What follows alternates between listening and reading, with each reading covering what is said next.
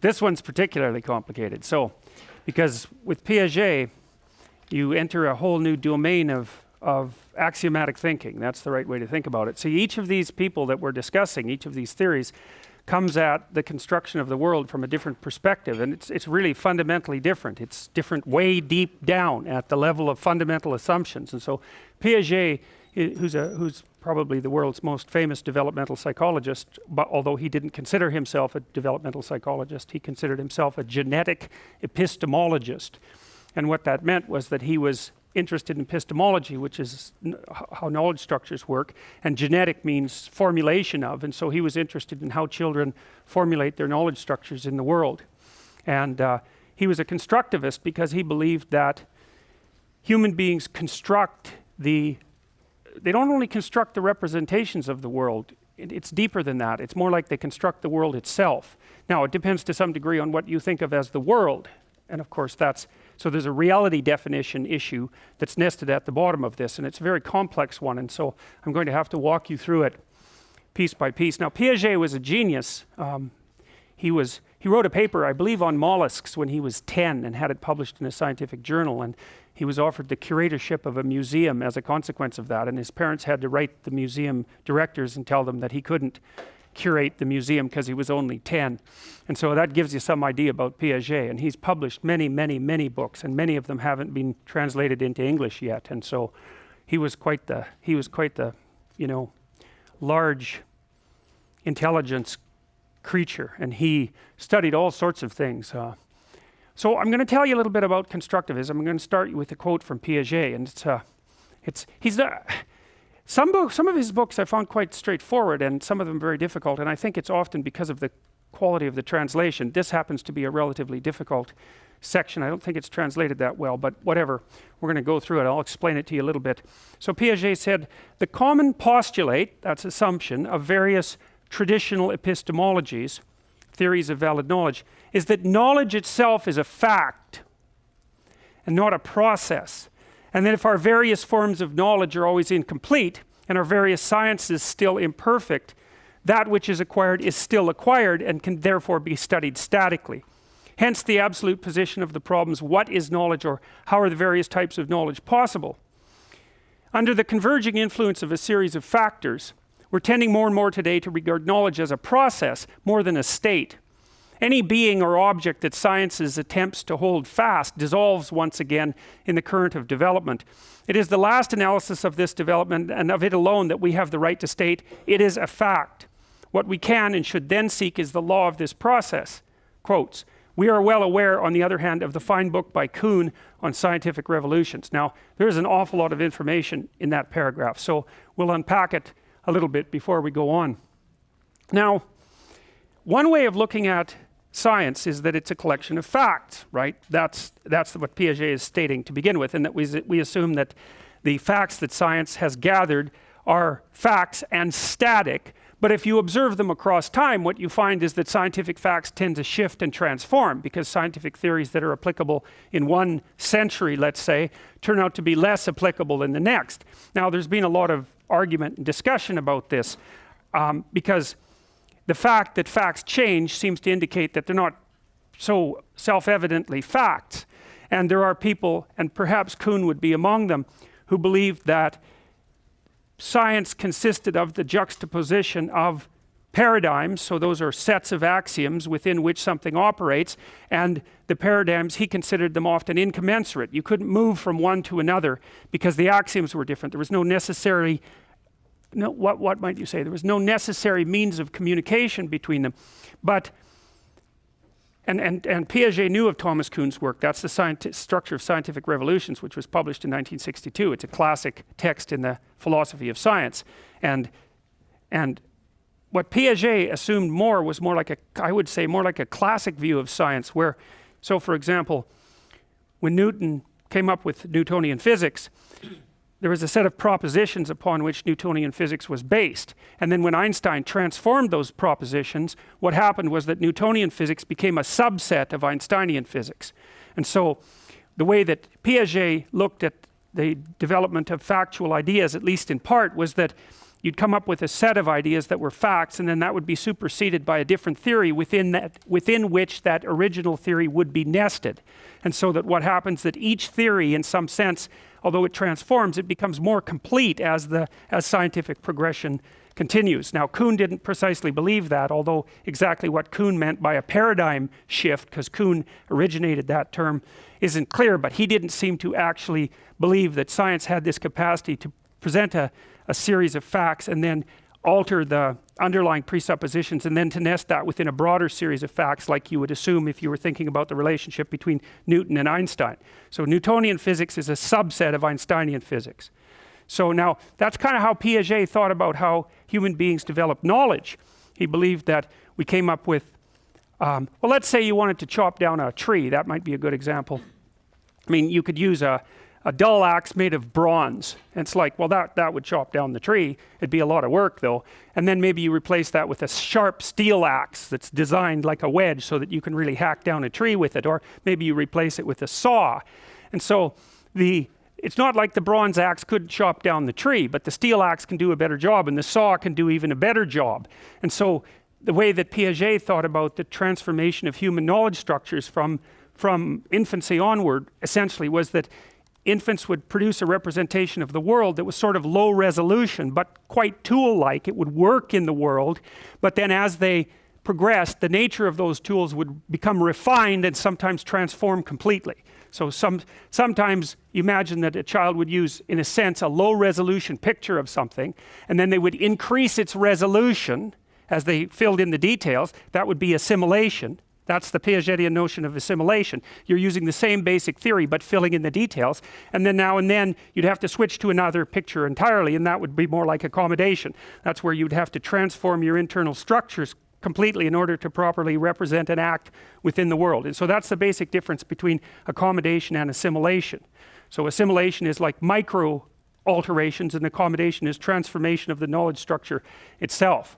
And so that's part of, so what Kuhn pointed out was that there'd be a set of facts and then there'd be an anomaly arise of some sort. So like at the end of the 19th century, the only remaining anomaly was, at least one of the remaining anomalies was that no matter which direction you shine a light beam in, and no matter how fast the platform on which you're standing is moving, the light beam has exactly the same velocity, which seems impossible. So, you know, if the Earth is moving this way around the sun and you shine a light off the Earth, you'd expect the speed of light to be the speed of light plus the speed of the Earth. And then if you shone it the other way, then you'd expect the speed of light to be the speed of light minus the Earth's speed. But that isn't what happens. No matter how fast the platform on which the person shining the light is standing, the speed of light is always the same to every observer.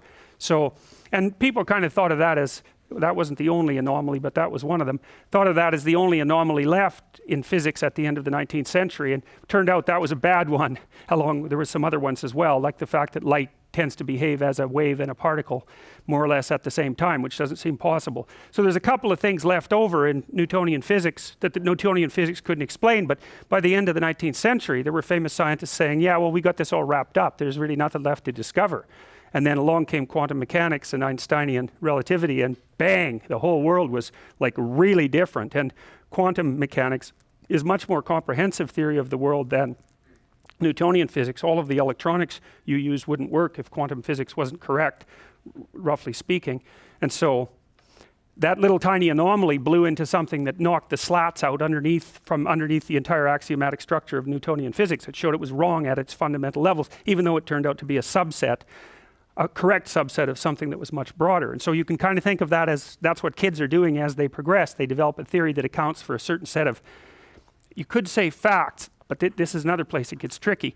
And then they modify those and make them more and more refined, but now and then they have to undergo quite a transformation. And that'd be a stage transition in Piagetian thought. That's the stage transition idea. And that would be akin in some sense to a Kuhnian scientific revolution. Now, what Piaget is trying to state here is that because there's this weird problem with facts, which is that they tend to transform across time. You know, like if you go take a biology course right now, in 20 years, pretty much everything you learned, or very much of what you learned, will turn out to have been wrong. And that's kind of weird because it isn't wrong right now. And you think, well, how can it be wrong in 20 years? And that's a really complicated problem. And in order to solve that, you kind of have to think about facts like tools instead of them as thinking about them as objective, independent realities, because a bad tool can still work as a tool, whereas a bad fact just kills you stone dead. And so Piaget, anyways, in any case, that seems to be a completely unnecessary phenomena.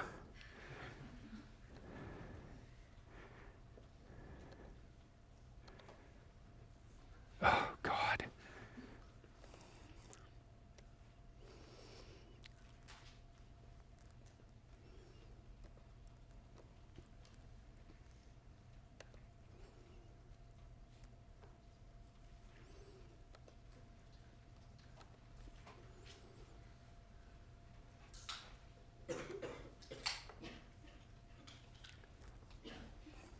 There's no reason for that. That's just sheer spite, as far as I can tell.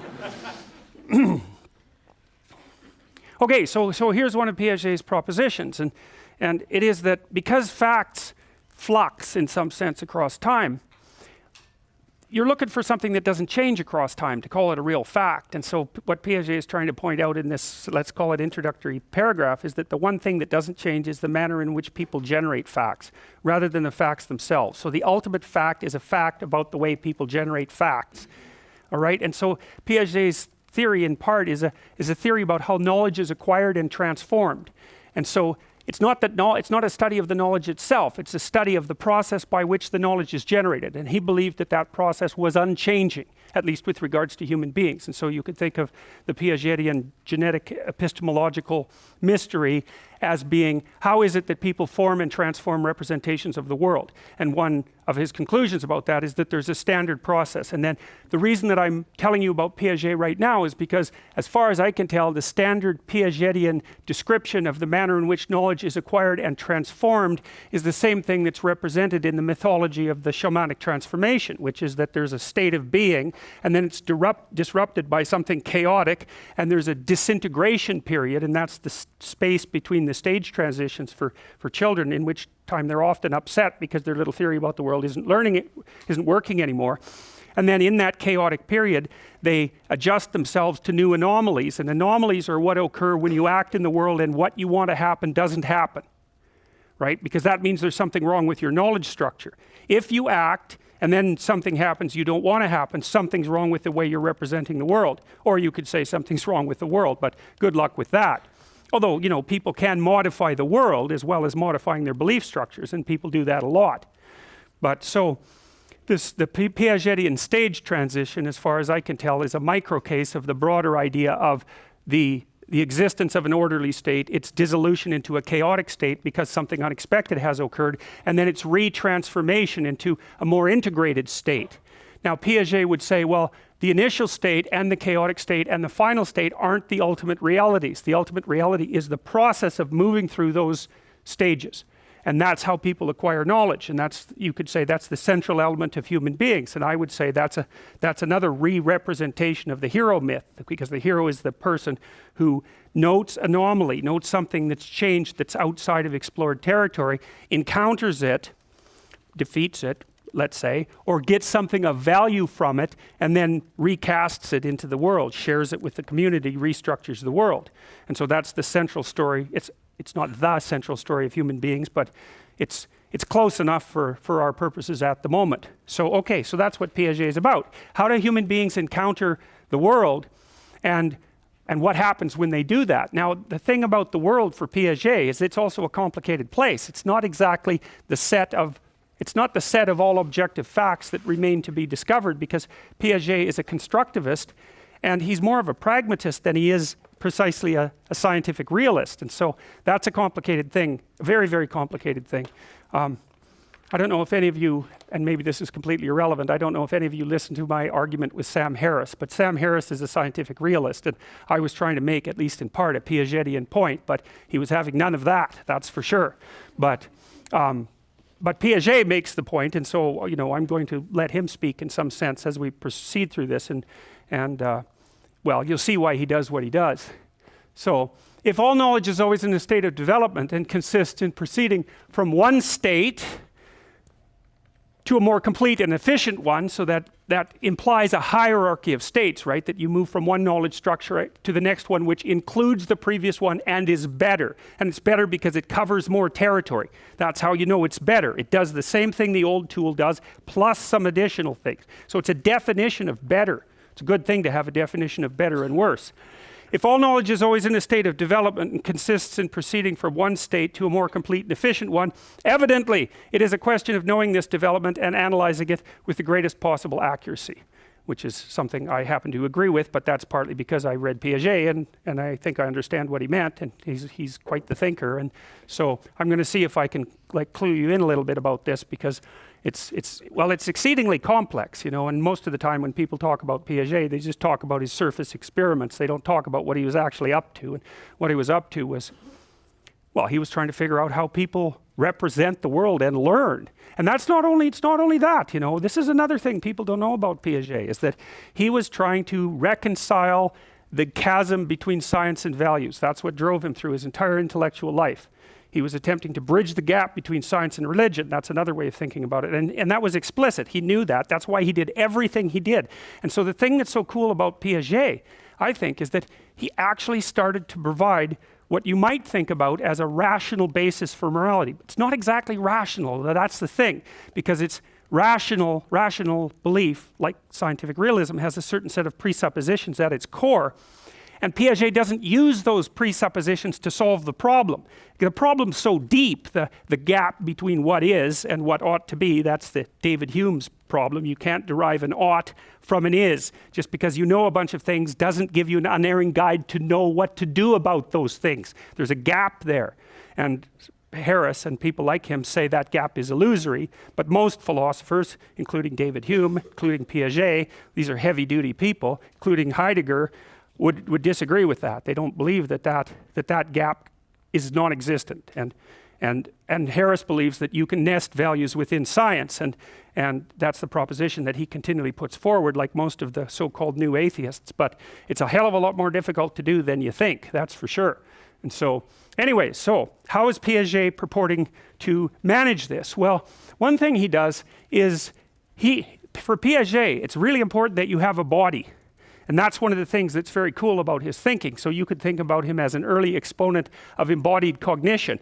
It's like, he's not exactly a Cartesian, a follower of Descartes. He doesn't really believe that you have a spirit or, say, a rational mind that is in some sense separate from your body, which is an implicit presupposition of a lot of philosophical claims. Piaget really sticks you in your body. And the other thing that Piaget claims is that your abstract knowledge is actually determined by the structure of your body, and that it unfolds from your body up into abstraction, and that's what happens as infants transform into adults. First of all, almost all their knowledge is embodied, and what that means is that it's not, look, there's a couple of different kinds of memory.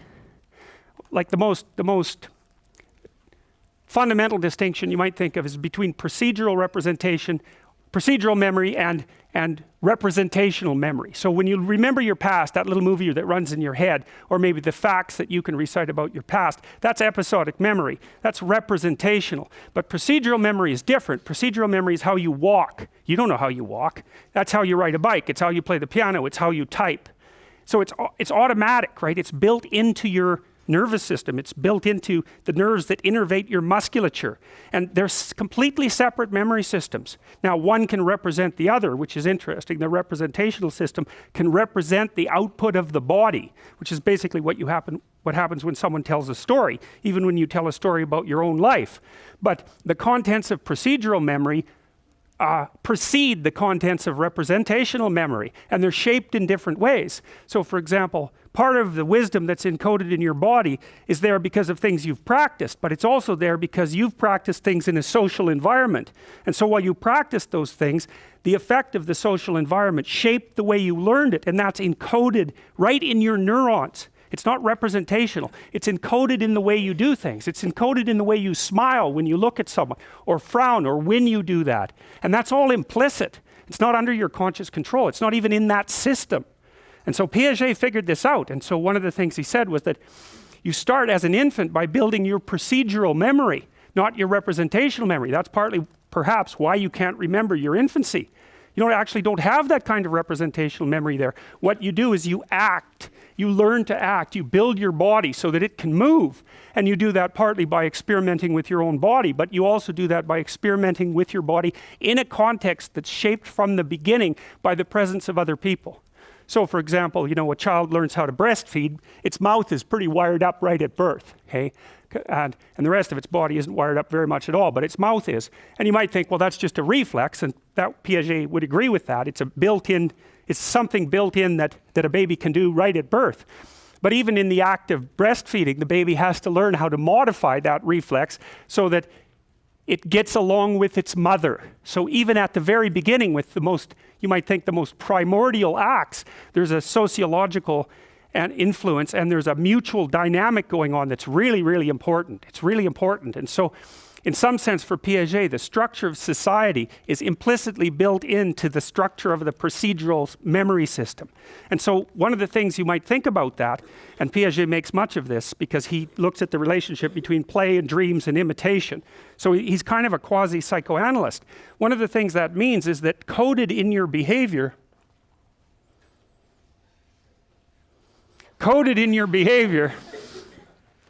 is the social structure in which you emerged. And it's coded in a way that you don't actually understand. You just know how to act. And then you can figure out how you're acting, and you can extract out of that some of the social rules, but that doesn't mean that you know the rules. It meant that the rules were built into you. Here's a way of thinking about it. Like a wolf pack. A wolf pack knows how to operate together. It knows how to hunt, right? And each wolf knows where every other wolf is in the dominance hierarchy. But they don't know they know that. They don't have rules, right? They don't have a code. They don't have laws. What they have is behavioral regularities, patterned behavioral regularities.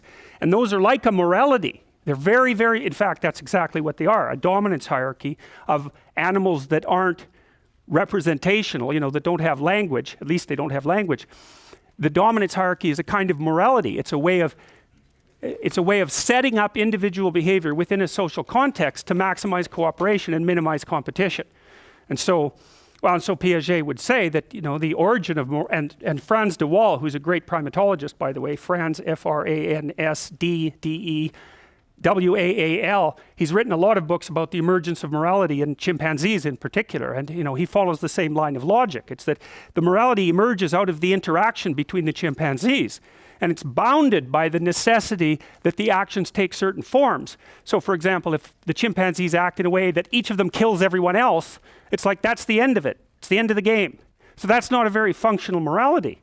It doesn't produce survival of the individuals. It doesn't produce flourishing of the individuals, certainly. It produces extinction of the individuals and the death of the group. So as far as de Waal would be concerned, from an evolutionary perspective, that sort of mode of interacting is a dead end.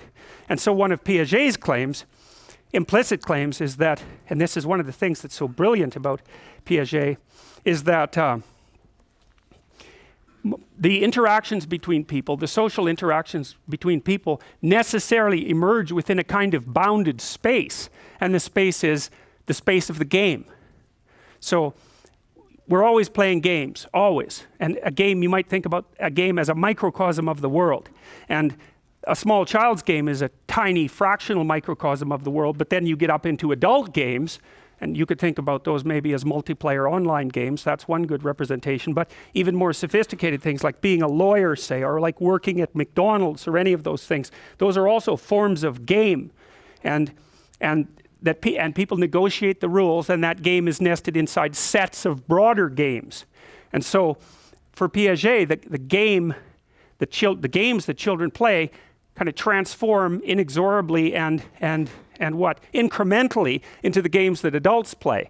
And a game that's playable as an adult is a functional game. It's an acceptable game. And one of Piaget's claims is that not only do people start playing games unconsciously in a sense and implicitly, but then they start to play games more consciously. They actually represent the games to some degree, at least in their actions. Then they start to learn the explicit rules of the game, but only later, after they know how to play it.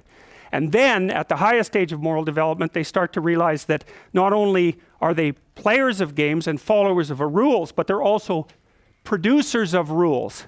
So you start out not being able to play a game at all, then you can play a game with yourself, then you can play a game with a few other people, then you can play rule-governed games with lots of people, and then you realize that you make the rules and you can make new games. And that's the highest level of moral development according to Piaget.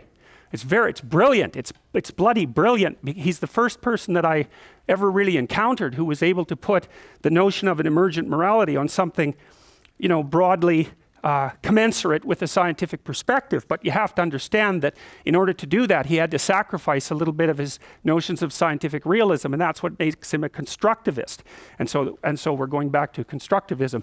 So he says the beginning, and this is the beginning of the development of knowledge, does not unfold itself as a matter of chance, but forms a development. So he said there's not only do knowledge structures change across time, and they're embedded in the social world, but the manner in which they change across time actually has a bit of a structure, and so that would be the Piagetian stages of development, just so you know. Now, people have debated ever since Piaget proposed this, if those developmental stages are fixed and necessary, and if he identified them properly, and as well, whether or not they could be sped up, which he always called the American problem.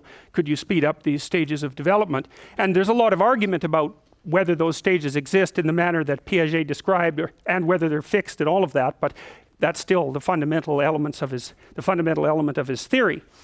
And since the cognitive domain has an absolute beginning, which means you're here now, but at one point you weren't, so there was an absolute beginning to you as a phenomena. It's to be studied at the very stages known as formation. That's his rationalization for being a genetic epistemologist, right? Someone who studies the formation of knowledge structures across time, like an embryologist, someone like that, right? Developmental embryologist. The first aim of genetic epistemology is therefore, if one can say so, to take psychology seriously and to furnish verifications to any question which each epistemology necessarily raises, yet replacing the generally unsatisfying speculative or implicit psychology with controllable analysis. And so basically what he's saying there is that you can guess, in a sense, like Freud did about developmental psychology. Freud kind of projected backwards from his patients into the dim mists of childhood and came up with like a hypothetical developmental sequence. And Piaget said, well, we're not going to do that. We're going to go run experiments on kids, often individuals, but sometimes multiple individuals. We're going to observe exactly what they're doing. He watched his kids in their cribs, for example, unbelievably intently and with great.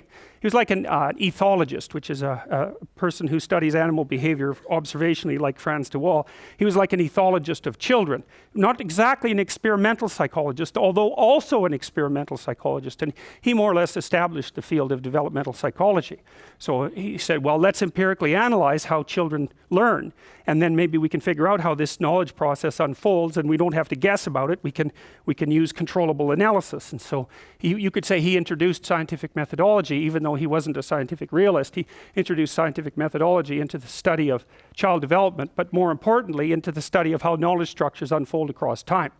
So he was a philosopher as well, but a strange type of philosopher, because he was interested in how philosophy itself emerges in the mind of the child.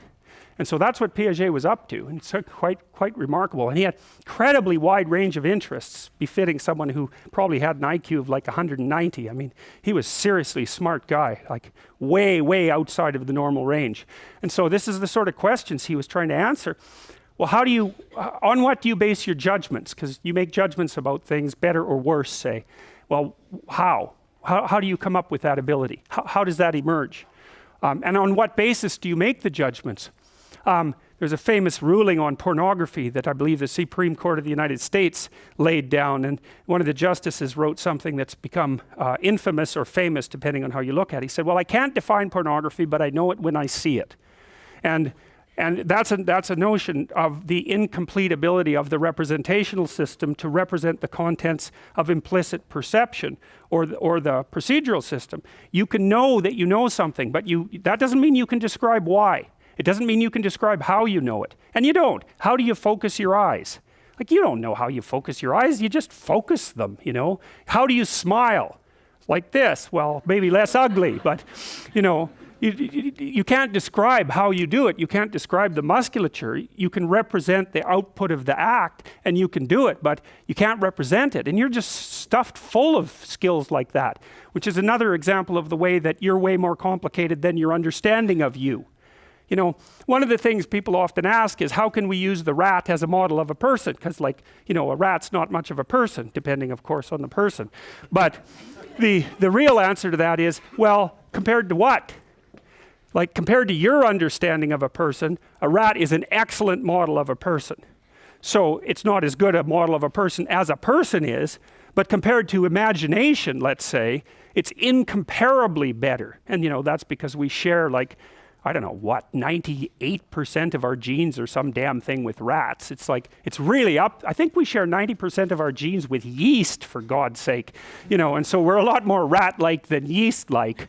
So, and I think with chimps, it's over 99%, you know. So it's not a bad model. Obviously, it's not perfect, but it always depends on what you compare it to. You know, and you hear animal rights activists say things like, well, we can replace that with computer simulations. It's like, no, we can't, because you can't simulate what you don't know, or at least not very well. So that's a silly idea. You know, even though they have a point, it's not so great to torture animals to death and all that. But what are his norms? Well, that's a good question. Where do norms for behavior come from? You have norms. When they're violated, it annoys you. Doesn't mean you know what your norms are, but you do kind of get a sense of what they are when they get violated. That really upset me. Well, what does that mean? Well, you don't really know. You might have to think about that for like 6 months, why you got so upset about that. But you can notice that you got upset, and that means that you do have expectations and norms, let's say, but you don't know where they came from.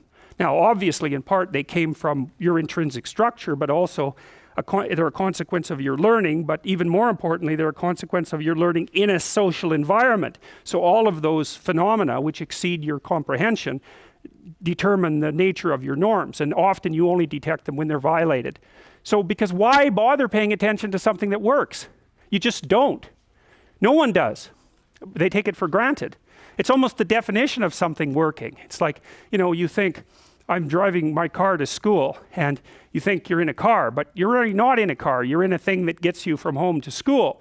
And you can pretend that, that is so annoying. You can pretend that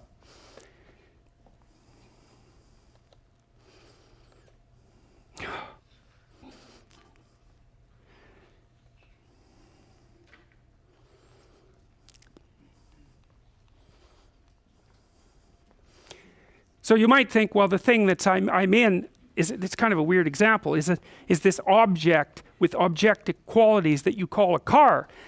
But that isn't exactly how you actually perceive or act towards it. What happens is that as long as it's doing what it's supposed to do, which means that its function is intact, not what it is, but its function, then you can use a really low resolution representation of the thing. The car is just what gets you from point A to point B. Right? And so the fact that you don't understand the damn thing at all is completely invisible to you. But it isn't when it quits. As soon as it quits, it becomes a car. It's like, bang, car, oh my God, I don't understand this thing at all. Now what do I do? Well, you panic a little bit, right? Because, well, what do you know about your car? Nothing at all. And worse than that, now the car has become the intersection between you and whoever's going to fix your car. And so that introduces a whole bunch of human elements into it, like, are they going to figure out what's wrong with it? Are they going to rip you off? Is your car ever going to work again? Are you going to get to work? What's going to happen tonight? So all of a sudden that thing that you were in that was a car turns into this massive, complex, unbelievably complicated thing, and that's actually what it is. Your initial representation of it, it's like, it's really low resolution. It's like 1 bit, and then bang, it breaks down and poof, complexity everywhere. And that complexity, that's what the world's made out of. If you remember, we talked about William James and that crazy nitrous oxide induced pseudo hippie poetry that he was writing in the 1890s when he was talking about chaos. Well, that chaos that he was talking about, out of which order emerges, that's the same thing as that complexity that's hovering in the background. And children have to operate in a world that's actually that complex, but they're not smart enough, and neither are you. So they build partial representations that sort of work, and the parents scaffold them. So the way children manage this, like children, they don't know anything, but hey, they're still alive, so what's up with that? You know, part of it is the child is laying out one of its procedures in the world in accordance with its understanding, and something goes wrong. What does the child do? Cries, right? It defaults to this distress cry, and what happens is the adults move in with their superior skills and their enhanced understanding, and they mediate between the partial knowledge of the child and the actual complex world. And without the child, that's why if you take your child to the mall and just leave, you know, it doesn't take very long for them to get really, really, really, really upset, you know, depending on the child. Some of them almost instantaneously, you know. One day I was in the Boston airport with my daughter. She was about 3 and 3.5 maybe, and my son, he was about 2, and we were there to pick someone up. It was just packed, and so I had them by the hand, you know, and I told my daughter a bunch, if she ever got separated from me in a crowd, just to sit down immediately wherever she was or as close thereby, and I would find her. Don't move. Well, somehow I got separated from them, and I looked behind them and they weren't there, and I found out later she'd followed someone else who looked like me from behind. And I found her in about 3 minutes, you know, which is a long time, man. If you're 3 years old at an airport, she was sitting there like paralyzed, you know. But her brother was with her, and he didn't care at all. And the reason he didn't care is because as far as he was concerned, she was an adult. But as far as she was concerned, she was an abandoned kid in an airport.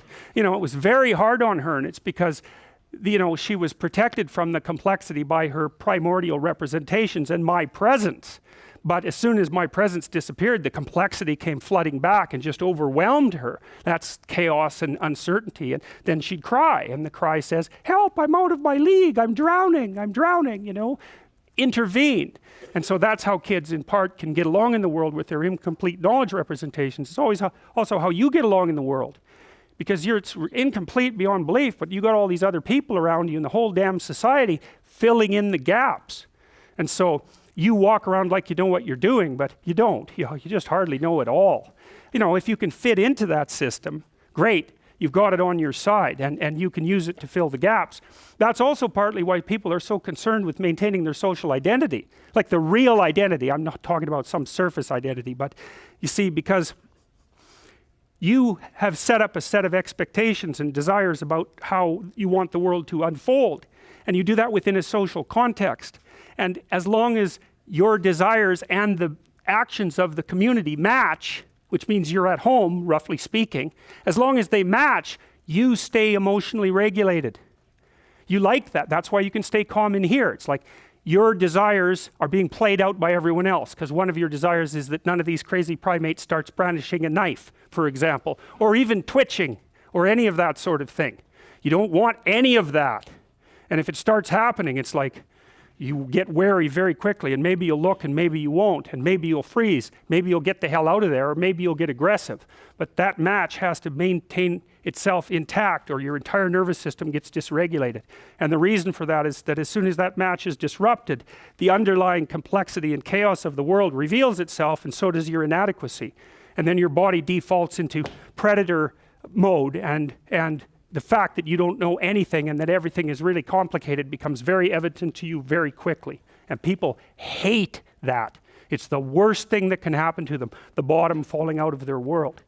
And so that happens more when your fundamental presumptions about things are challenged. And then you have to solve the problem of what constitutes a fundamental presupposition. You know, how do you know which presupposition is peripheral and which one's central? And you can tell in part because the more upset you get about something, the more central it is that thing's about to your entire structure of belief. And that's one way of getting into that unconscious structure of belief from a psychoanalytic perspective. So one of the things that happens to me, for example, as a therapist, is I'll be talking to my clients and they'll be talking about something difficult, and all of a sudden they'll cry.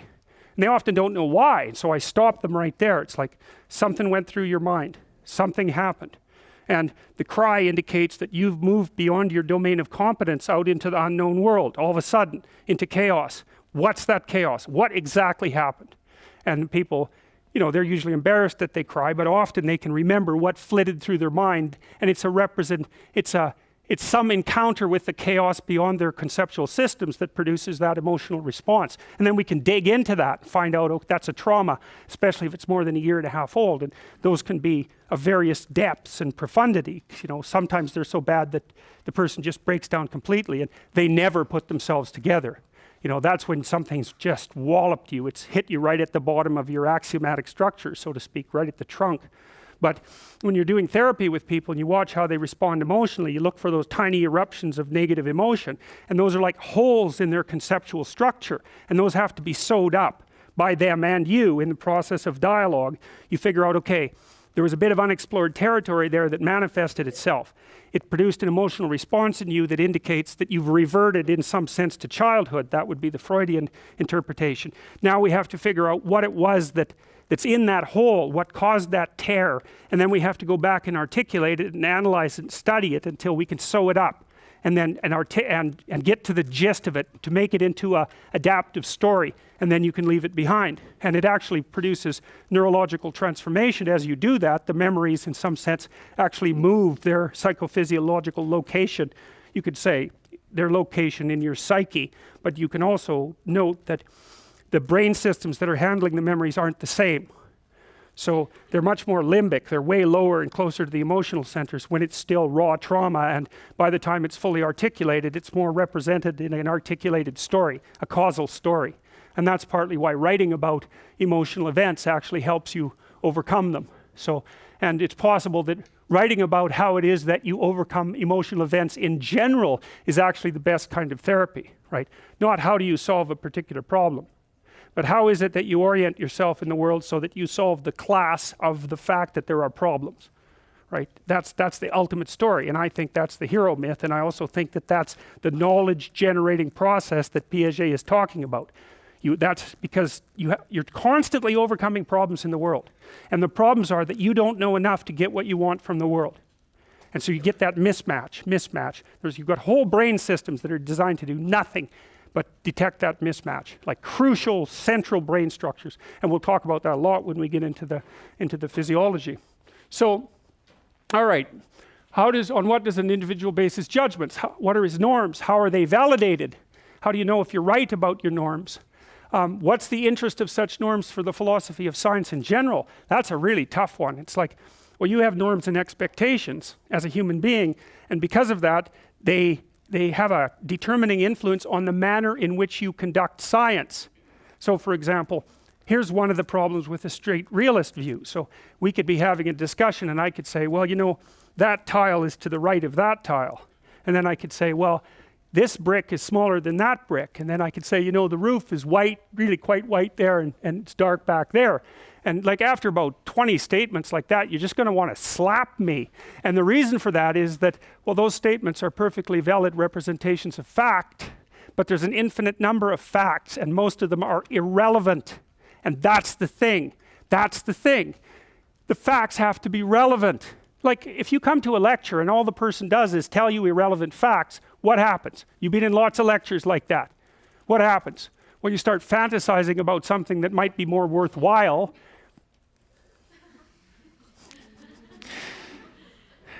You know, or you go to sleep because your brain is a lot smarter than you are. It figures, hell, if all we're going to get exposed to here is an infinite number of irrelevant facts, we might as well have a nap until something important happens. So it's true. It's exactly how it works. Now, this is going to get big. Isn't that what happens next? No. So, okay, and then how does the fact that the children think differently affect our presumption of fact itself? Children live in the world. They think differently about the world, but yet they survive.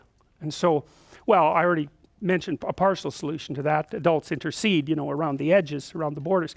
Children do this all the time, so it's called referencing.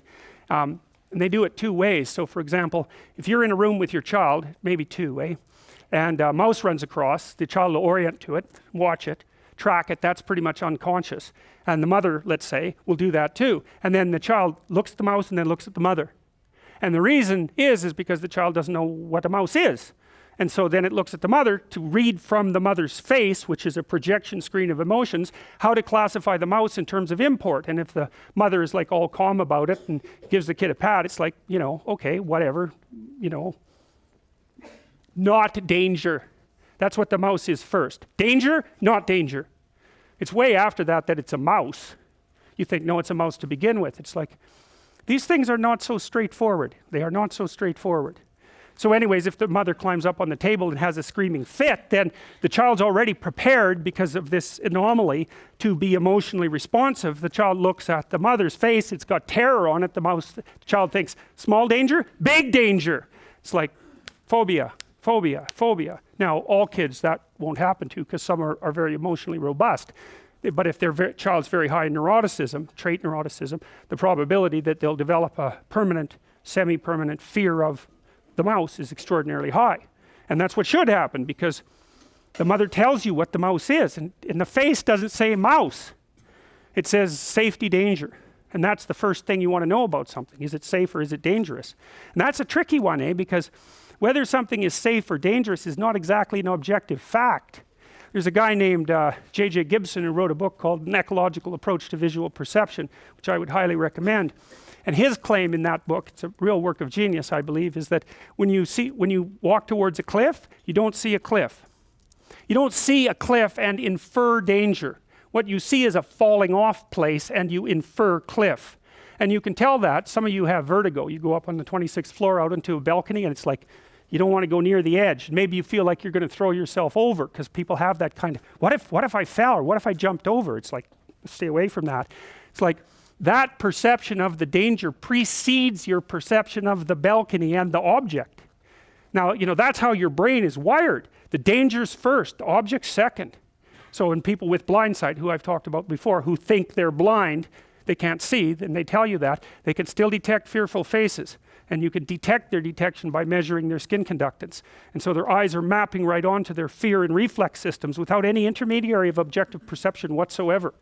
So don't be thinking that what you see in the world is the objective world and then infer its meaning. It could easily be exactly backwards, and it looks like, if you look at how the brain is set up, that it is in fact actually backwards, or at least parallel. But the danger, not danger perception has to be very, very, very, very fast. And so it precedes the more elaborate cognitive interpretations, even the perceptions, because it actually takes a while to see something, because it's really complicated to see something. And so you can't just wait around to see the damn thing before you act. You're just not fast enough. So they say if you're a pro tennis player, the time it takes the ball to leave your opponent's racket to get to you is not long enough for you to plan any motor act.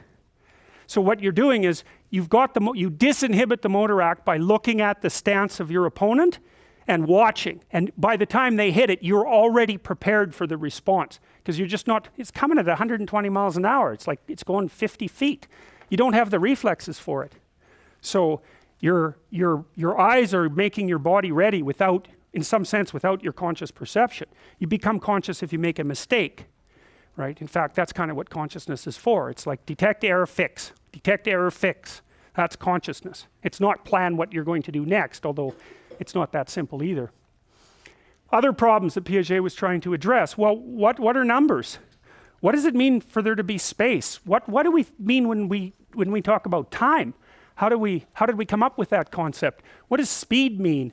How do we know an object is permanent? How do we know that an object stays the same across sets of transformations? That's a very classic Piagetian problem. So let's say you give a kid a ball of clay and then you crunch it so it's now a cylinder. It's like, is that the same thing? Or is it a different thing? And the answer is, well, it's the same thing and it's a different thing, but there's something about it that remained constant across the transformations. And so one of the things that Piaget is trying to figure out is what remains constant across transformations, because you might think about that as a real fact. Protons are like that, right? They remain constant across transformations, and so we assume that they're pretty damn real. And they last, I don't know how long protons last. It's like, I don't know what it is. It's some tens of billions of, so don't worry, your protons are going to just sit right there and behave.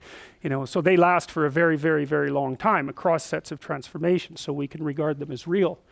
He was interested in why children play and why there are patterns in play and how that's related to dreams. And he was really interested in the fact that we imitate other people. And this is another part of Piaget's staggering genius in my estimation, because he was one of the early developmental thinkers who understood that our capacity for learning was not so much mediated by language as it was mediated by our capacity to use our bodies to represent the bodies of other people. And that's mind-boggling. It's a mind-boggling idea. So, you hear monkey see, monkey do, but it's actually not true. They're not very good at imitating.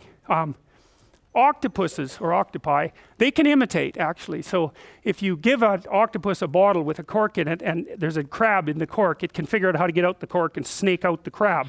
But if you get an octopus to watch another octopus do that, it'll learn to do it faster. Those things are smart, and partly that's because they're all tentacly, right? And so they actually have something they can do something with, like our hands. There's our tentacles, you know. And octopi can operate in the world because they have tentacles. And you know, you hear about the superhuman intelligence of things like dolphins and whales. It's like, yeah, no. They're basically test tubes, you know. What are they going to do? Snout up a city? It's like, no, they're not going to do that. They can't manipulate the world. So whatever their intelligence is, it's way different than ours. Okay, imitation. So partly what you're doing all the time is imitating other people. All of you are imitating each other right now.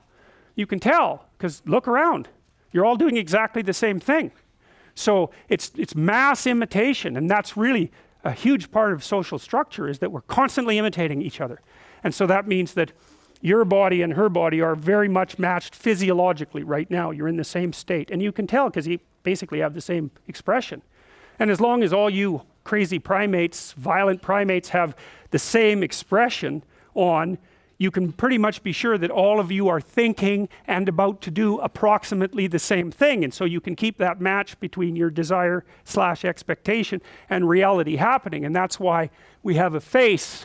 It's so that other people know what the hell we're up to. And that's why you're always watching people's faces, because you want to see what they're up to. And that's why you have whites around your iris. Gorillas don't. And so that's because I can see exactly where your eyes are pointing, because they're highlighted by that white. And I'm unbelievably good at detecting the precise direction of your gaze. And so if you stand on the corner and look up at buildings, other people will stand beside you and look up, because they think, well, that guy would be standing there pointing his eyes into the sky unless there was something of interest to a primate like me.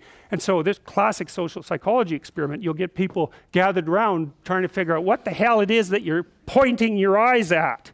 Right? Because that indicates intense interest in something valuable that I might be able to share or partake in if I can figure out what it is that you're up to. And so all your ancestors who didn't have nicely defined eyes, they all got killed or they didn't mate.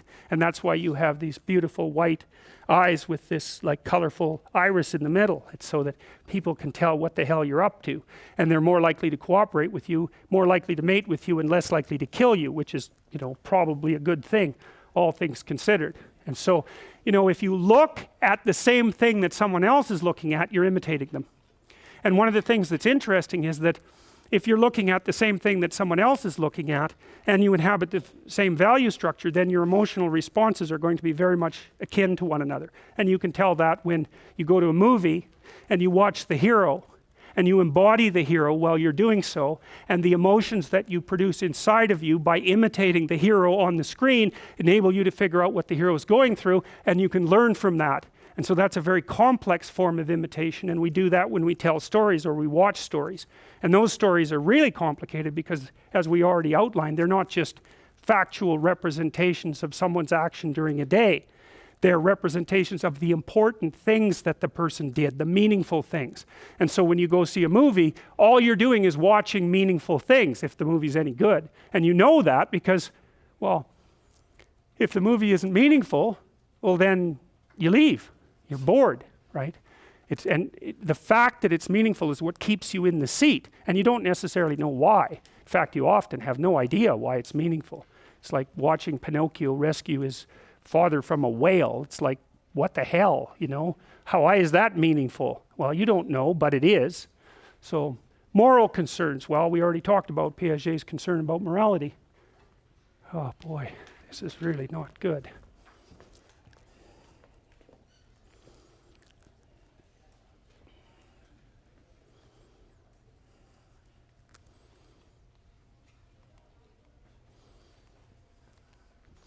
Okay. Here's a proposition, constructivist proposition. Knowledge does not begin in the I, by which he means there's kind of two ways of looking at the world. There's more, but we'll start with that. One is that all of your knowledge comes from outside sense data. Okay, and that's kind of a behaviorist claim, and before that, it's an empiricist claim. And then the other idea is, no, that can't be right, because you have internal structures that enable you to look at the world and interpret it. And so, and some of those might be implicit, axiomatic, like the fact that you have two eyes and you look at the outward into the world, and that you can hear and that you can touch. It's like the fact of those senses isn't dependent on the empirical reality for those senses to manifest themselves. They're already built into you. And people like Kant, for example, made the proposition that we had a priori knowledge structures and that we used them to interpret the world. And so it's different than empiricism. And so what Piaget is saying, well, neither of those are right exactly. It's not like you will learn everything from the world through your senses, and it's not as if you project everything onto the world as interpretation. It's something in between, and it's a dynamic. And so, and it's like bootstrapping. That's the right way to think about it. You know, when your computer boots up, that means bootstrapping. It's off, and then a bunch of simple processes occur, and then out of those simple processes some more complex processes emerge, and then out of those some more complex processes emerge, and all of a sudden your computer is there. Well, that's kind of what Piaget thinks happens to you. You bootstrap yourself. And so you have got a couple of reflexes to begin with, like the sucking reflex, for example, and you've got some proclivities, like maybe you can sort of flip your hand, or you develop that, and you have reflexes. So, you know, if you blow on a baby, for example, the baby will go like this. It's built into it. It's like it's a startle reflex, essentially. So that startle reflex is there right from the beginning. It's a whole body reflex. And you know, if you stroke the bottom of their feet will sort of curl up, and if you put your finger in their hands, even a newborn, if you put your finger in their hands, you can lift them right up. And it's sort of, well, clinging ape thing, you know, because chimpanzee infants cling to their mother for like 5 years, and so that reflex is still there.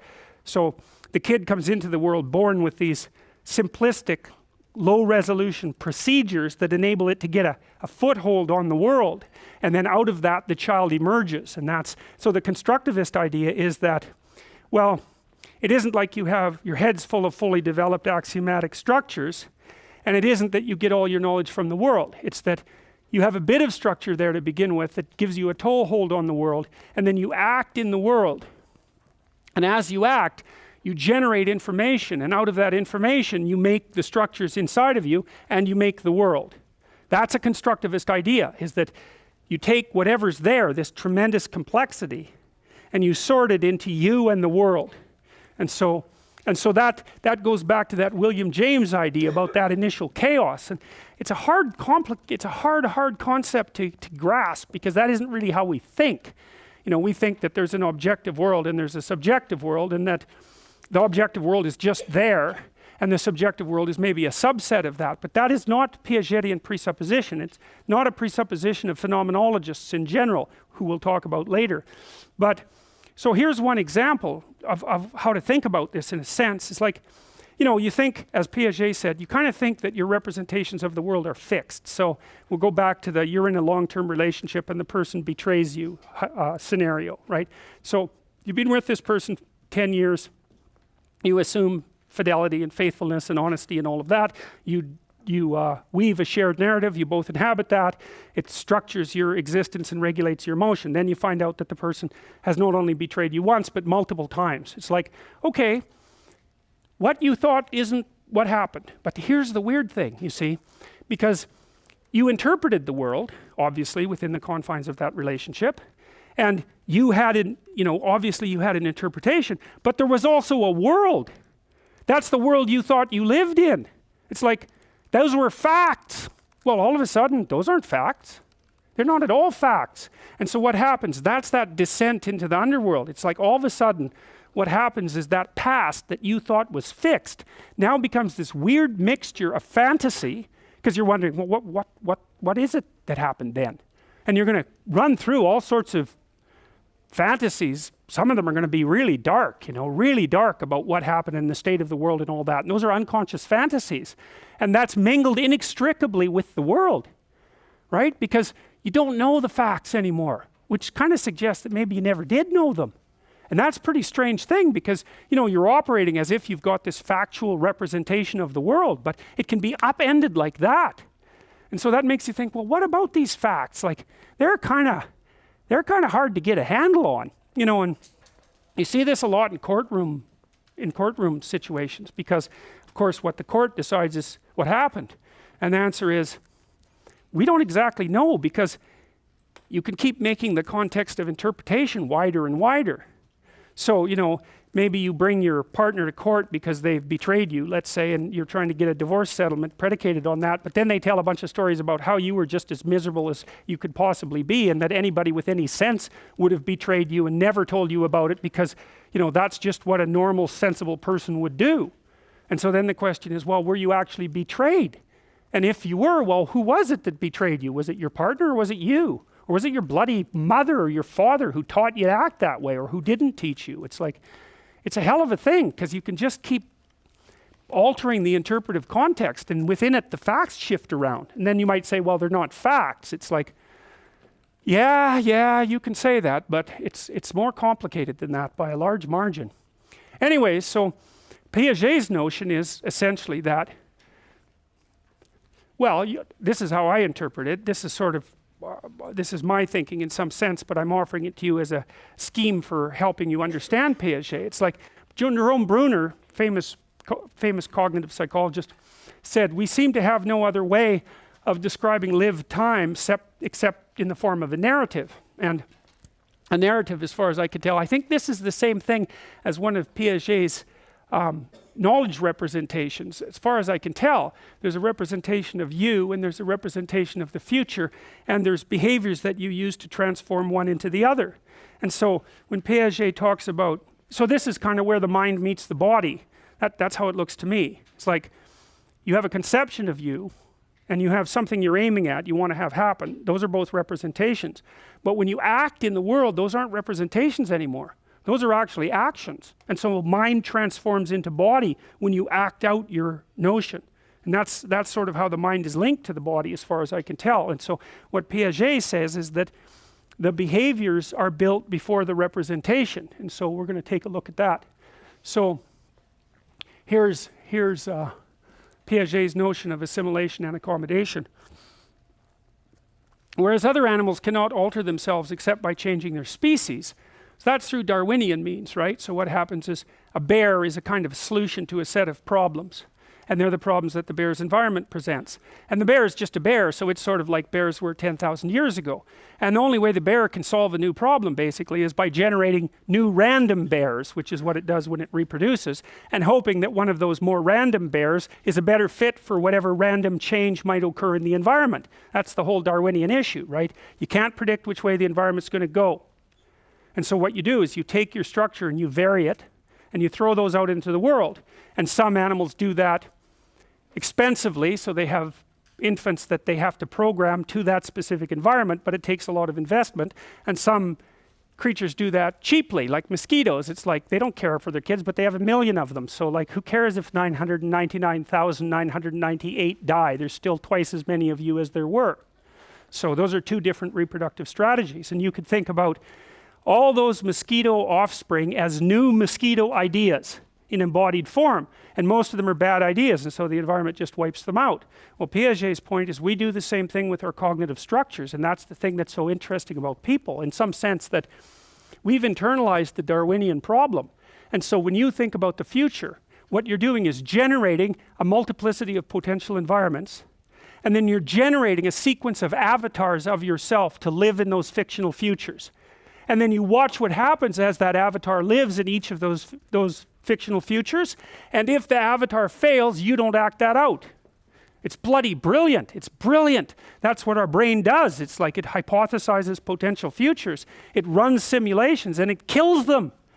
And that can be really painful, but it beats the hell out of dying yourself. Or maybe sometimes you won't think so, because it really can be painful. But it's something that, as far as we know, only human beings can really do, right? We invent possible futures and invent possible future selves and kill them off in our imagination. And that's what you're doing in an argument. That's what an argument is. It's like, well, here's an avatar, a representational avatar, you know, that's based on certain axioms, and I'll articulate it, and you articulate yours, and we'll have them have a fight, and whichever one survives, we'll accept as true, and we'll move forward and act that out. And you know, arguments can be pretty damn intense, but hypothetically, they're not as intense as acting out a stupid idea. That's the thing, right? Better to have some conflict and reach resolution in an abstract sense than to embody your stupidity and die. And so, you know, it's sort of a trade-off between anxiety and annihilation or pain.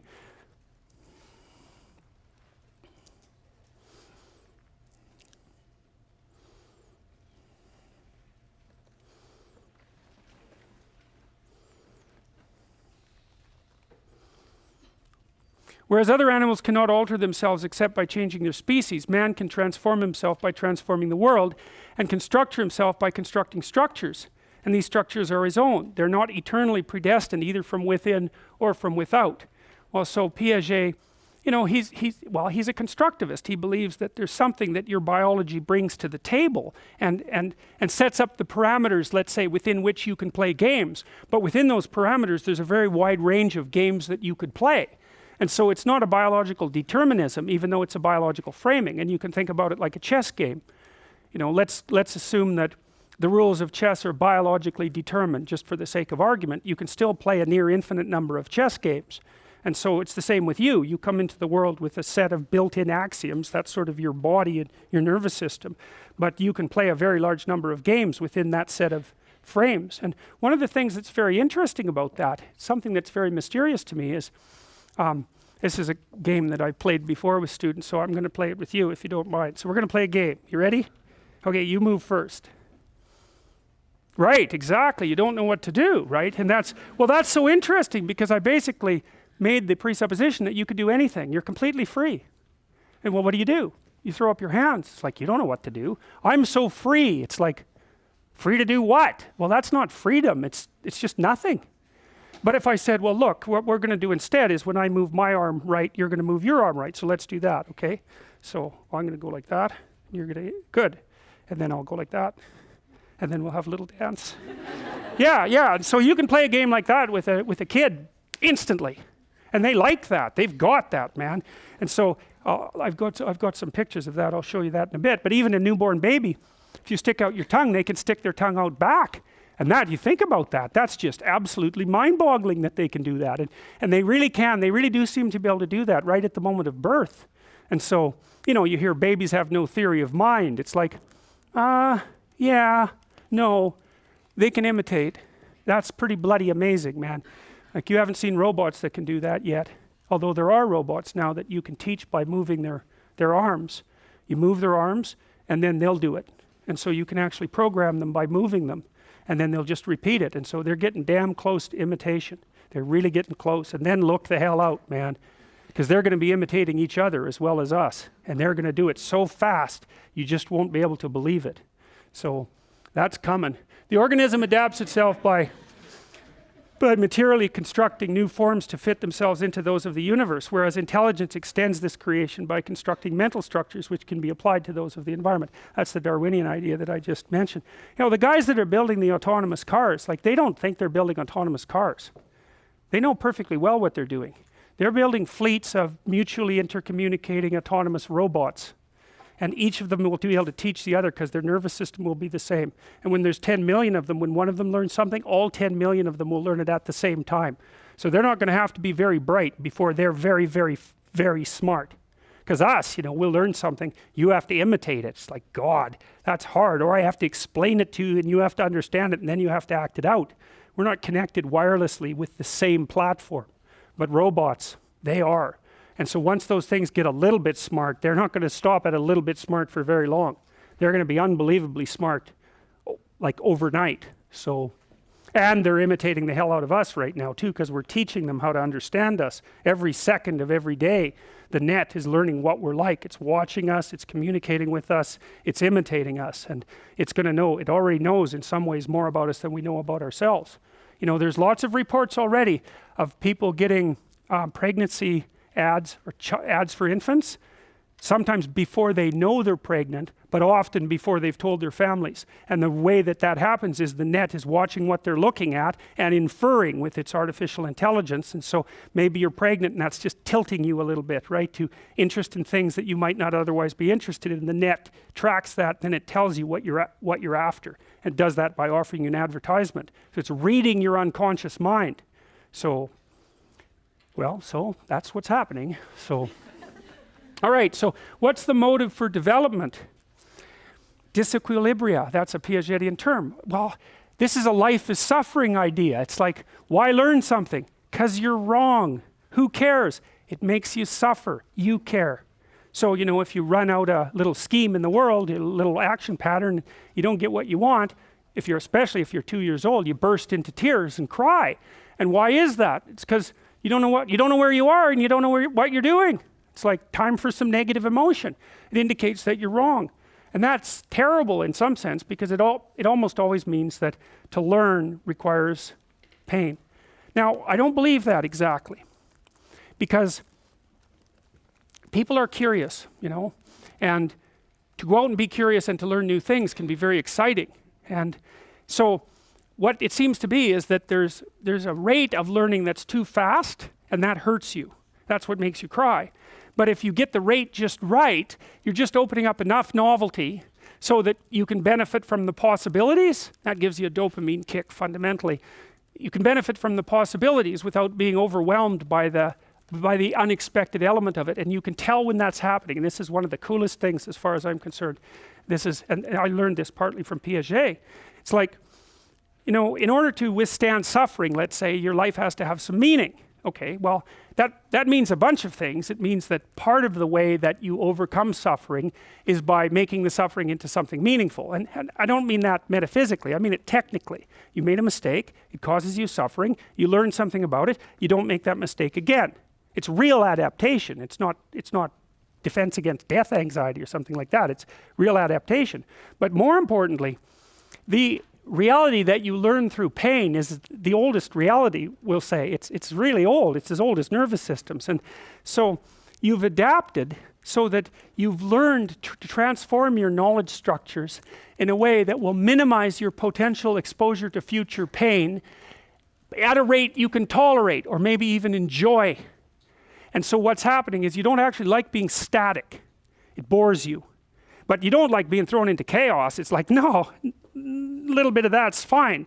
What you want is you want to be opening up your knowledge structures on the periphery to transformation, voluntary transformation. That's voluntary exploration.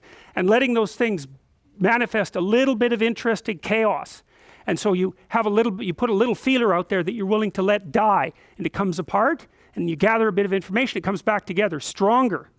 And you do that all the time if you're smart and you're looking for new information, foraging for new information. And that means you keep taking little bits of yourself apart and reconstructing them. And over time, that keeps you alive and active. Part of the reason you're alive is because you're dying all the time, right? All the cells in your body, like if they don't die, you get cancer, and that's it. You're done. You're a very, very tight balance between death and life at every single level, including the cognitive level. And it's not that fun to learn something because you have to kill something you already know in order to learn it. That's another Piagetian observation, because you're always interpreting something within a structure. And if that interpretation is wrong, even in a micro way, you have to kill that structure. And it's a biological structure. It actually hurts to kill it, but maybe you can generate something new in its stead. And if you get the dynamic right, let the rate right, then you find that exhilarating, not painful. And that's, well, you can tell when you're doing that. As far as I can tell, you can tell when you're doing that because you're engaged in the world in a meaningful way. And what your nervous system is doing is signaling to you that you're not in a static place, that's death. You're not in a chaotic place, that's death. You're balanced between the static and the chaotic such that the static structures are transforming at exactly the right rate to keep you on top of the environmental transformations. And so you're surfing. In Hawaii, surfing was sacred. Well, that's why. It's like, can you tell someone how to surf? Well, you can't, because they have to go out there and dynamically interact with the wave. But they can stay on top of the wave. And that's what you have to do. And if you're staying on top of the wave properly, then it's exhilarating. And that's the kind of meaning that it rejuvenates you, literally. It makes you able to tolerate the suffering in life. And it's not metaphysical precisely. It's because that is what you're doing at that moment. You're overcoming your limitations.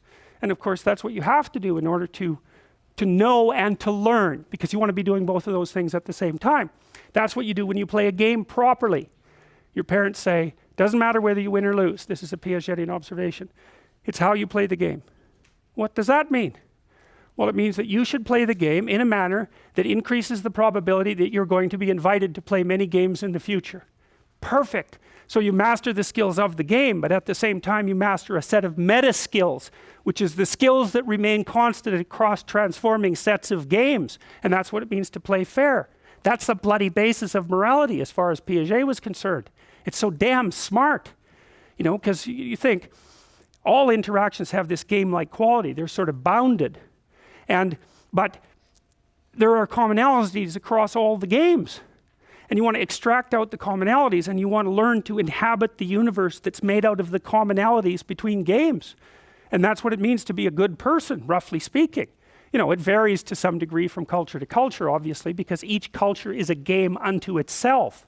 But there's something that transcends that, that's the nature of games across game contexts. And you know that, because you can tell the difference between a game and something that isn't a game instantly. Everyone knows. And it's not like there's only one kind of game. There's hockey, say, and there's World of Warcraft. I know it's way out of date, but so am I, so it's not surprising. So, but the fact that those things are very, very different in many, many ways doesn't stop you from identifying the underlying commonalities. You know they're games, and they're like stories in a sense. So, and that's a Piagetian observation. Very, very smart. So, why do you develop? Well, it's because your previous idea there, your previous frame, microframe, let's say, doesn't fit the circumstance, and so something happens. You go like this. What's up? Well, the world isn't what you thought, and there's something wrong with your knowledge structure. This is partly what makes Piaget a pragmatist. You see, the pragmatists, American school of philosophy, William James and his followers, they knew that we had bounded knowledge. We don't have infinite knowledge. And so they thought, well, that means we can't really be right about anything because we're definitely wrong. And so how is it that you can operate in the world given that you're always wrong? And the answer is, you set up a procedure that has rules for what constitutes true within the procedure itself. So you play a game and at the same time you set up the rules. So you might say, well, is this joke funny? And then the answer is, well, do people laugh? Now, when I tell the joke, do they laugh? And if the answer is yes, then it's funny enough. You've taken a particular definition of funny. You've transformed it into a local phenomena. And if your behavior matches the prediction in that local area, you say, well, that's true enough. Is it like transcendently funny? Well, maybe you'd have to tell it to 200 different groups of people to figure that out, but mostly it's funny enough so that when I predicted what would happen when I told the joke, that's what happened. And you don't predict it, by the way. You desire it. It's not the same thing, because prediction has no motivation in it, but desire does. And we're always motivated, always motivated.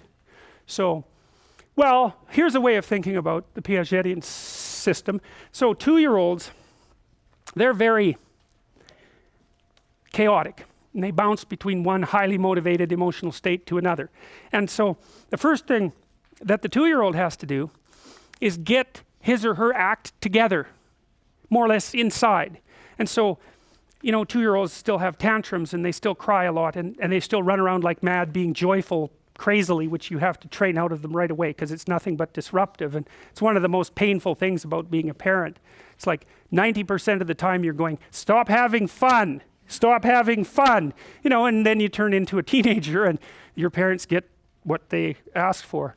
And so, but because positive emotion is so impulsive and so chaotic, it's really hard to manifest it within a predictable environment. And so you're dampening down your child's enthusiasm nonstop. But it has to be regulated because happiness is impulsive and chaotic. And people don't like to think that because they think, well, we should be happy. It's like manics are happy, but they're maniacs. That's where the word comes from. Like they're just, it's not good. They're too happy, way too happy, like someone who's way too stoned on meth or on cocaine. And I mean that technically because they're very similar biochemical states. So, and cocaine produces happiness pretty much in its pure form. So does meth very rapidly. And so it's just not good. You know, you lose judgment. Happy people do not have good judgment. They're too happy.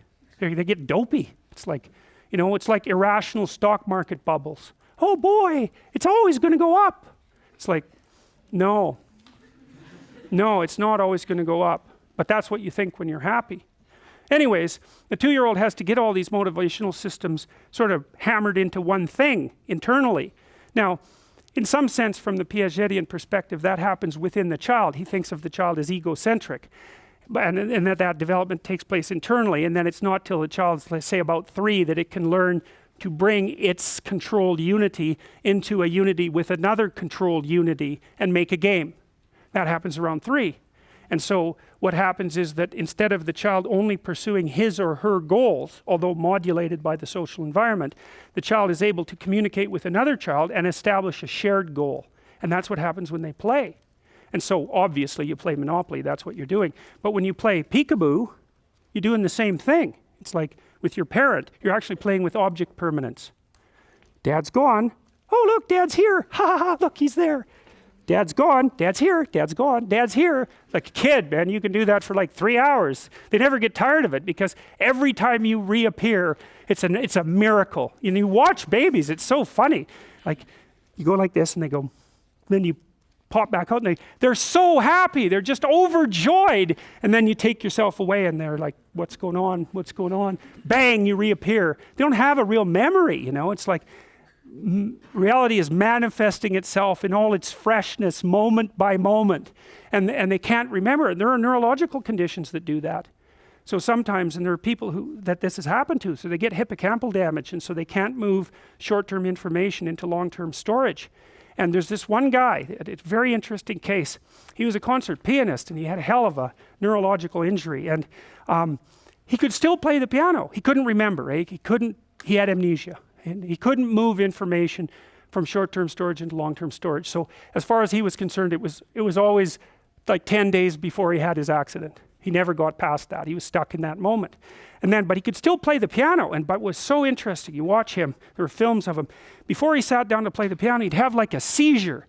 And then he could play the piano, procedural memory, that was intact. And then at the end, he'd kind of have a little seizure and then he'd go back to being who he was. But he had these notebooks and all he did was write in them over and over the same thing. It's as if I have never seen this before. It's as if I've never seen this before. It's as if I've never seen this before.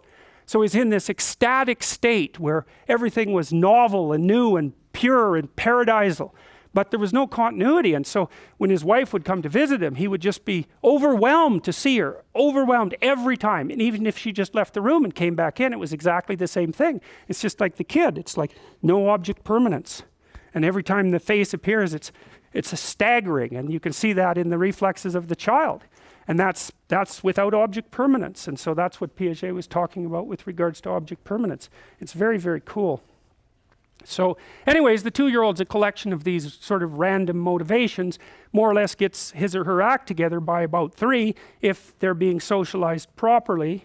And that means that the parents are doing their best to make the child acceptable to other children. That's your damn job as a parent. You have to understand that. Because if your child isn't acceptable to other children, they won't play with your child. And then your child will be lonesome and isolated and awkward, and they will never recover. Because if the kid doesn't get that right between 2 and 4, it's over. They're never going to learn it. The other kids accelerate forward, that kid's left behind. And it's not a good life for that kid. They don't learn how to play with others. And then they're done. And there's a huge literature on trying to rectify antisocial children, say from the age of 4 on. It's like, no, you can't.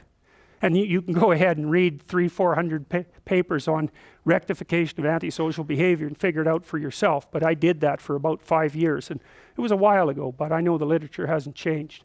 So you got to get it right between that period. You got to get the kid together enough so they can control themselves well enough so that they can adopt a mutual frame of reference with a peer, so that they can start using that to scaffold their development further and become more and more sophisticated in social interactions. And that's what you're acting as a proxy for the social environment as a parent. That's what you're doing. Now, a gentle proxy, an informative proxy, maybe even a merciful proxy, but a proxy nonetheless, because they're not going to be around you forever. They're going to be out there among people who don't really care about them.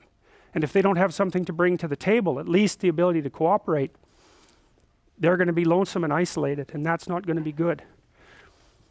Well, here's an idea. So as you're moving from what is to what should be, you're in this little frame of reference, this little game, this little Piagetian game. Sometimes you get what you want or predict. That's on the left-hand side. That makes you happy, and it validates your frame.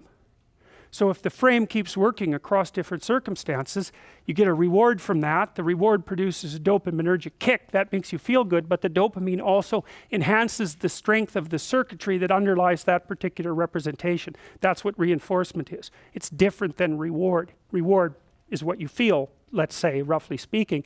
Reinforcement is the effect of the dopamine bathing the neurological tissues to make it stronger and grow.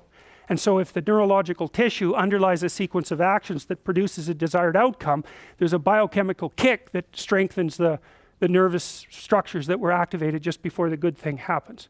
And so that's how something you know that's valuable gets instantiated. And if it fails, instead you get punished, pain, anxiety, and that starts to extinguish that circuitry. And we don't know how that works exactly. We don't know exactly if those circuits then start to die, because they can degenerate across time, or if what happens is you build other circuits that inhibit them. So it's like you've got this knowledge structure, it's built into you, and once it's there, there's not really much getting rid of it, but you can build another one that tells it to shut up. That's sort of what happens when you're addicted to drugs. So cocaine bathes the tissue that was active just before you took the cocaine with dopamine, and so that gets stronger and stronger and stronger and stronger, and so you're basically building a cocaine-seeking monster in your head, and that's all it wants. And it has rationalizations, and it has emotions, and it has motivations, and it's alive. But it wants one thing. And the problem is, once you build that thing, especially if you nail it a couple of hundred times with a powerful dopaminergic agonist like cocaine, that thing is one vicious monster, and it's alive, and it's in there. And you can't get it to go away. The only thing you can do is build another structure to shut it up. But the problem is that as soon as you get stressed, it interferes with that new structure, and the old thing comes popping back up. Not good. I wouldn't recommend it. And the faster acting those dopaminergic agonists are, cocaine is a good example, but so is meth, the faster they hit you, which is often why people inject them instead of snorting them, say, the faster that transformation from steady state to dopaminergic bath, the bigger the kick is. And so, so speed of introduction of the substance matters, which is why you drink shots instead of drinking, say, wine or beer, because alcohol has, very similar effects. So,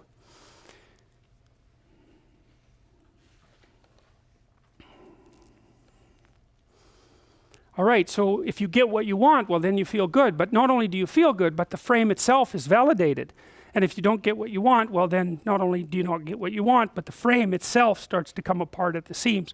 And the question in part is, how far should the frame come apart? How deeply should you unlearn something when you make a mistake? God, it's a very, very, very hard problem. And I'll show you a partial solution to it, this very useful thing. And this is a Piagetian idea too. Let's see. Yeah, I'm going to go to this for a minute. So I'm going to decompose something for you. And this is partly to give you an introduction to the way behaviorists think, but it's also to help unpack how the Piagetian notions work. And so from a Piagetian perspective, high order abstractions are actually made of what's common among actions and perceptions. So, and those things are unified in some sense. So an abstraction isn't what's common across sets of objects. It's more like what's common across sets of perceptions and actions. And so it's a hard thing to understand, but this will help you understand. Okay, so let's say you want to be a good person. It's kind of abstraction, all right? And then you think, well, what does it mean to be a good person? It's a box. It's an empty box. No, it's a box, and it says good person on the outside, but it's full of things. It might even be full of transforming things. So, but you know what it means. You say good person, you kind of know and you kind of know. But, if we started talking about details, we might start to argue. But it's like pornography. You know it when you see it. Okay, so what does it mean to be a good person? Well, we could decompose it. We could say, well, one way of being a good person is to be a good parent. And you'd basically say that being a good parent is a subset of being a good person, right? Because person is bigger than parent. And maybe it would be to be a good employee and to be a good sister and to be a good, to be a good partner, sort of on the same level of abstraction. So you decompose good person into your major functional roles, let's say, and you're good at all of them, whatever that means. Well, let's say if you're a good parent, well, you have to have a good job because otherwise you starve and so do your children. So at least you have to financially provide in some manner. That's a subset of being a good parent. It's not the only subset. And then to be a good be a good parent, you also have to take care of your family. And so you could decompose that into play with baby or complete meal. You might say, well, if you can take care of your family, you can either order a meal or you can cook one. It's like, good for you. And so then you're cooking a meal and you think, well, what do you decompose that into? Well, now you're starting to get to the micro level, say, because let's say you're making broccoli. And so you take the broccoli out of the fridge and you put it on the cutting board. That's actually action. That's not abstraction. It's actually something you're doing with your body. So the abstraction grounds itself out in micro activity, actual action. That's the connection between the mind and the body. And so you're cutting broccoli, right? But that's not abstraction. And so if you take apart these higher order moral abstractions, what happens is you decompose them into action perception sequences and they're embodied. Now Piaget's basic claim is you build the damn abstractions from the bottom up. That's the fundamental Piagetian claim. It's so the kid comes into the world with some reflexes and starts building a body of embodied knowledge out of that in interaction with other people, and then they start playing games and that abstracts, but they move from the bottom of the hierarchy, which is actual micro actions, up to the top of the abstraction world. And so this is how you boot yourself up. Little bitty stories, little bitty stories at the bottom, cut broccoli, and then cut corn here, set table, do dishes, complete meal, take care of your family, be a good parent, be a good person. And one of the propositions that I am offering you in this class is that to be a good person, you're actually not stuck in one of these. To be a good person means that you're the thing that transforms these things continually. And so that's what's at the top of the hierarchy, and that's basically the hero story, which is you're in a state of being, an anomaly occurs, you allow it to demolish you, and then you rebuild. And that's at the highest end of the moral hierarchy, and that's also essentially a Piagetian claim. So let's think about emotional regulation, because this is a really good schema for understanding emotional regulation. How upset should you get, and how do you calculate it? Because if you make a mistake, you wake up in the morning and your side hurts. Okay, it's the first symptom of pancreatic cancer, you're dead in 6 months, 100% chance. Or, you pulled a muscle. Well, which is it? You might say, well, the chances of the pancreatic cancer are low, but they're not zero. And like infinite times any proportion is a very large number. So you might be thinking, why don't you just have a screaming fit anytime ever any little thing happens to you? Which is exactly what happens, by the way, if you're 2 years old, right? That is what you do. So, and it's because you don't know, like things fell apart. What does that mean? Could be anything. Well, that's no good. Well, so let's say you're arguing with your partner, and they, I don't know, they make a lousy meal or maybe no meals and you're kind of sick of it, And so you say, you're a bad person. And what's the evidence? Not only are you a bad person, but you've always been a bad person, and the probability that you're going to improve in the future looks to me to be 0. It's like, what's the person supposed to do? Punch you, right? Really, because there's no room in there for any discussion.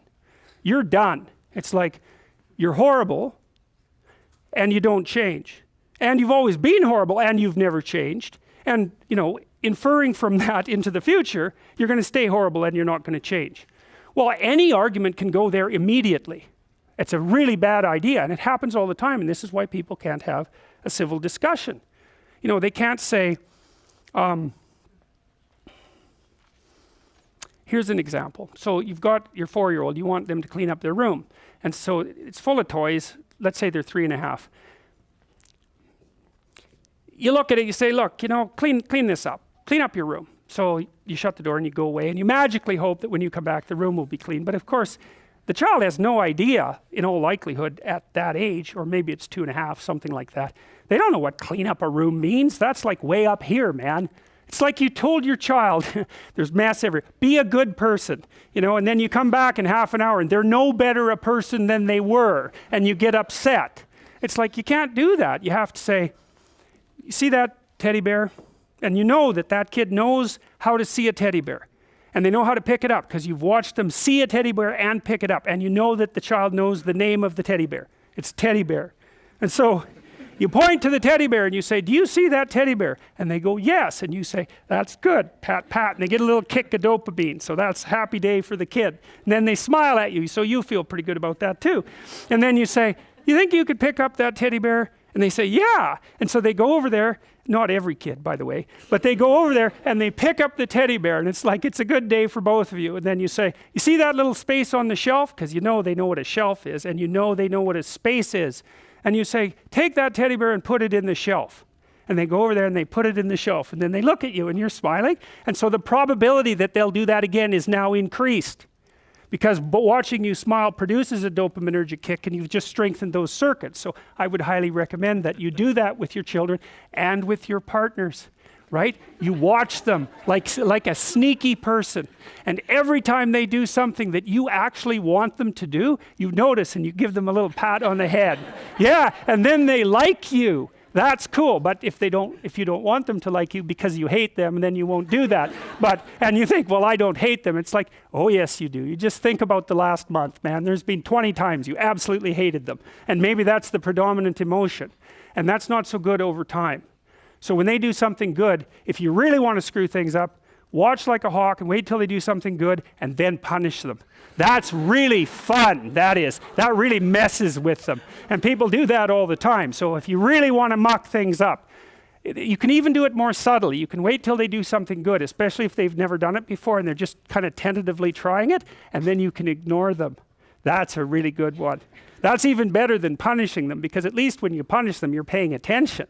If you ignore them, it's like, that's just perfect. It also takes hardly any effort on your part, so that's an additional plus. So anyways, so if you're having a discussion with someone, it's like what you're doing with this kid, you know. It's like you say, maybe you're negotiating about meals. You don't start with you're a bad person, let's way the hell up here, you know. You blow the whole person's schema right out from underneath them, and you might as well get divorced, which is what will happen if you keep doing that. Soon you'll roll your eyes at each other. That means you're getting divorced, by the way. So if you ever watch it, it does, I'm serious, there's good empirical data on that. Once you're at the eye-rolling stage, there's no going back. So you should intervene way before that. It's disgust, that eye roll. Once you've hit disease-carrying rodent status in your mate's eyes, there's no coming back. So anyways, so what you do if you want to have a conversation with someone that's a corrective conversation is you sort of take a Piagetian attitude. And the attitude is,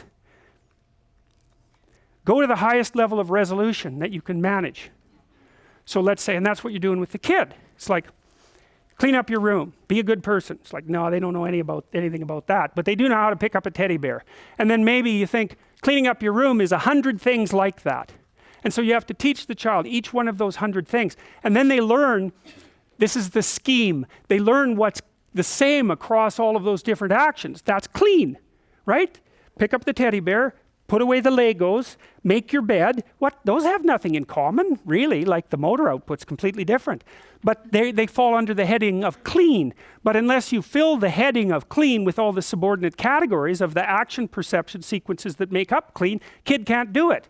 And so partly what you're doing by attending to your child constantly is noticing where they are in the construction of this hierarchy. And they start way down here.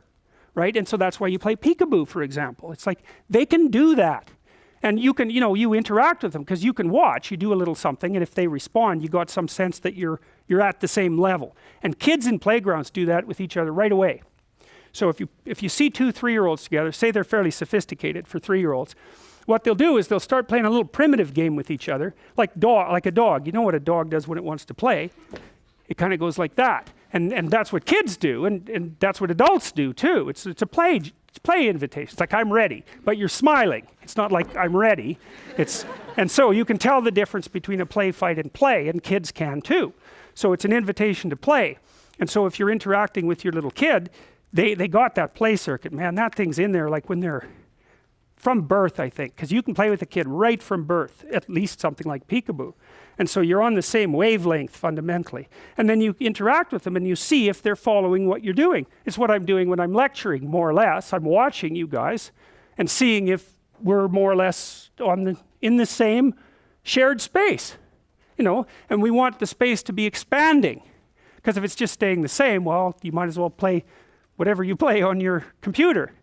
It has to be expanding at the same time. That's optimal. And so when you're playing with your kid, you put them on that developmental edge where they're undoing and then rebuilding their little skills. You know, you can do that. Like, I had this memory from when I was a little kid a while back, and I remembered I used to go over to these people's house with my father and my mom, and it was way up in northern Alberta, and these people were Russian immigrants, children of Russian immigrants, and they had a farmhouse way out in the country, way out by the way where the railroad actually ended. If you walked north from there, you'd walk until you hit like southern Europe without running into another person. It was way the hell out in the middle of nowhere. And anyways, they had a nice house, like a warm house, you know. They had 3 kids and they were way older than me, but it was a real fun, comfortable place to go.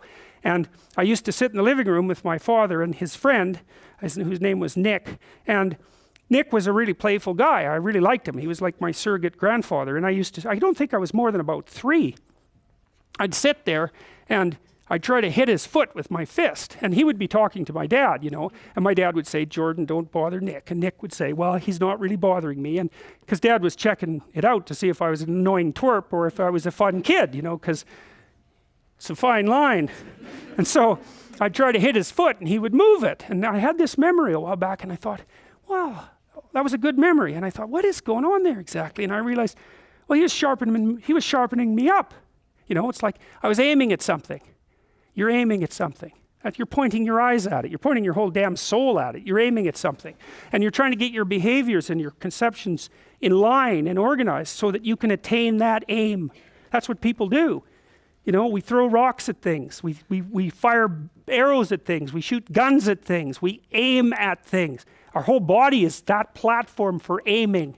And I was trying to aim at his feet, and he'd move his feet, you know, but he'd let me hit it now and then. And so, let's say you're a rat, okay? Because, like I said, a rat's a good model for a person. Let's say you're a little rat, a juvenile male, and you want to play, because you want to play. And you'll work to play, and that's how we know you want to play if we're experimental psychologists, because you'll button push like mad to get access to an arena where you can wrestle with another little rat. And so rats wrestle just like human beings, and they even pin each other just like human beings, and they love that.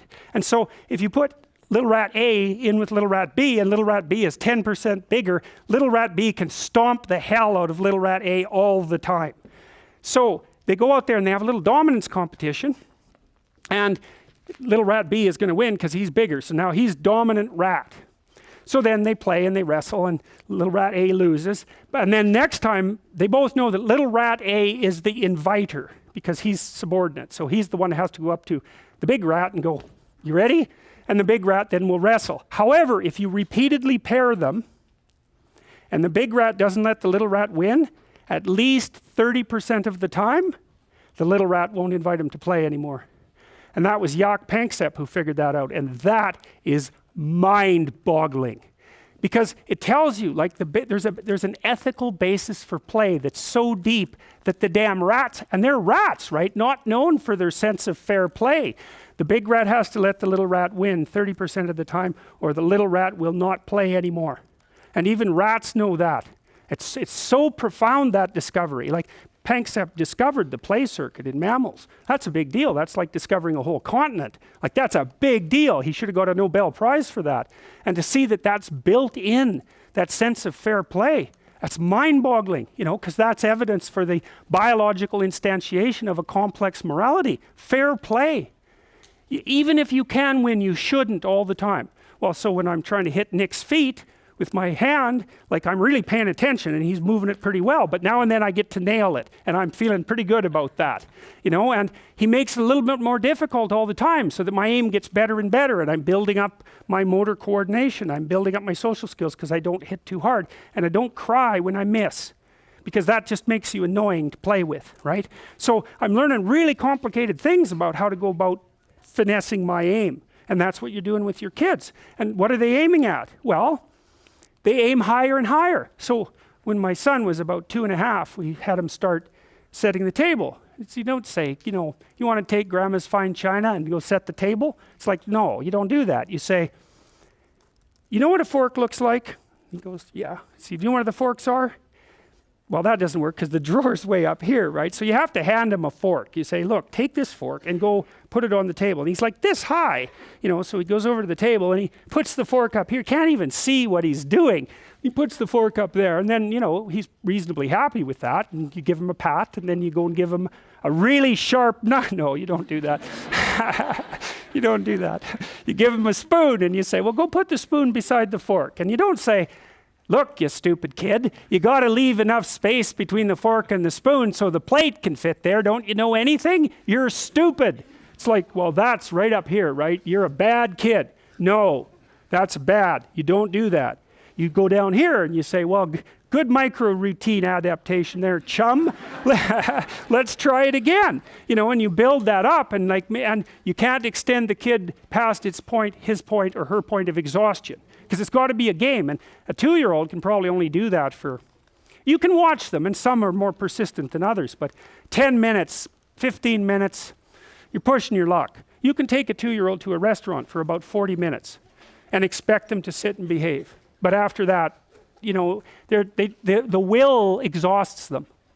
All right, well anyways, that's Piaget in his nascent form fundamentally. And so if you remember that diagram and you think about how that would be built from the bottom up and how there would be a stage transition every time those things are learned, you kind of got the essential elements of Piagetian theory. So we'll see you Thursday.